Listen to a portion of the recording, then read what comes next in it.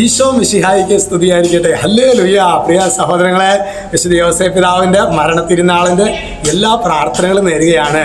വിരക്തിയുടെ കാവലാൾ അല്ലെ, സഭയുടെ പാലകൻ, വിശുദ്ധമായ ഒരു ജീവിതം നയിക്കാനായിട്ട് സ്വർഗം ഈ ദിവസം വിശുദ്ധ യോസേപ്പിലൂടെ നമ്മെ സഹായിക്കട്ടെ. മാറിയ യോസേപ്പിൻ്റെ പ്രത്യേക മാധ്യസ്ഥവും ഇടപെടലും നമ്മുടെ ജീവിത നിയോഗങ്ങളിൽ ഉണ്ടാകട്ടെ എന്ന് കുർബാന അർപ്പിക്കുമ്പോൾ നിങ്ങൾ തീർച്ചയായും ഈ മേഖലകൾക്ക് വേണ്ടി പ്രാർത്ഥിച്ചിട്ടുണ്ടാകുന്ന വെച്ചാൽ അറിയാം.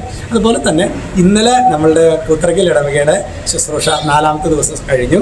ഈ ഒരു അഭിഷേകമായിരുന്നു. ഇന്ന് ആ ഇടവകയ്ക്ക് വേണ്ടി ഒരു ജപമാല ചൊല്ലി നമുക്ക് കാഴ്ചവെക്കാം കേട്ടോ. ഈശോ അത് വലിയൊരു ബ്ലെസ്സിങ് ആയിട്ട് ഇടവക കുടുംബത്തിന് അവർ പ്രാർത്ഥിച്ചിട്ടുള്ള എല്ലാ നിയോഗങ്ങളും, അവരുടെ നിയോഗങ്ങളെല്ലാം അച്ഛൻ ധരിച്ചു കൊണ്ടുവന്നിട്ടുണ്ട്.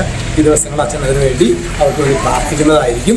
മൂന്നാമതായിട്ട് ഇന്ന് ഗുഡ് ലിസ്റ്റ് അലവേഷനിൽ നമ്മൾ പ്രസവ വ്യാഴാഴ്ചയ്ക്ക് വേണ്ടിയിട്ട് ഒരു ടോക്കും അഡോറേഷനൊക്കെ ആയിട്ട് പോവാണ്. നിങ്ങളുടെ പ്രാർത്ഥനയിൽ പ്രത്യേകമായിട്ട് ഓർത്തേക്കണം. ഹല്ലേലൂയ.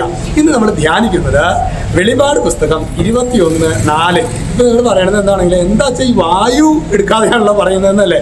അതായത് ഒരു 2-3 മിനിറ്റിൻ്റെ ഉള്ളിൽ ഇത് അവസാനിപ്പിക്കണം. അതുകൊണ്ടാണ് നിങ്ങളുടെ സമയം മോഷ്ടിക്കരുതെന്ന് വിചാരിച്ചിട്ടാണ് ഇച്ചിരി വേഗത്തിൽ പറയുന്നത്.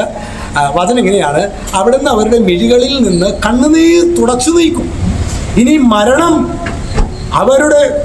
മരണം ഉണ്ടായിരിക്കുകയില്ല. ഇനിമേൽ ദുഃഖമോ മുറവിളിയോ വേദനയോ ഉണ്ടാവുകയില്ല. പഴയതെല്ലാം കടന്നുപോയി. അതായത് പ്രിയ സഹോദരങ്ങളെ, കണ്ണുനീര്, ദുഃഖം, വേദന ഇത് കംപ്ലീറ്റ് മാറിപ്പോകും. നമുക്കറിയാം അത് സ്വർഗീയ പ്രവേശനത്തെ കുറിച്ചിട്ടാണ്. തമ്പുരാന്റെ സന്നിധിയിൽ എടുക്കപ്പെടുമ്പോൾ മാത്രമാണ് ദുഃഖവും ദുരിതങ്ങളും അതിൻ്റെ പൂർണ്ണതയിൽ വിട്ടുപോകുന്നത്.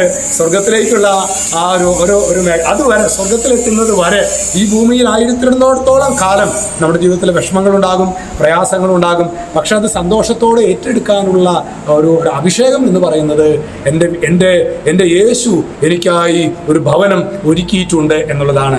ആ ഒരു ഭവനത്തിലേക്കുള്ള യാത്രയിൽ നമുക്ക് യോസേപ്പ് പിതാവിൻ്റെ മാധ്യസ്ഥം പ്രത്യേകമായിട്ട് തേടാം. ഈശോ നമ്മെല്ലാവരെയും സമൃദ്ധമായിട്ട് അനുഗ്രഹിക്കട്ടെ. രക്ഷിതാവായ യേശു ക്രിസ്തുവിൻ്റെ നാമത്തിൽ ആശീർവദിക്കുന്നു, ഇപ്പോഴും എപ്പോഴും എന്നേക്കും. ആമേൻ.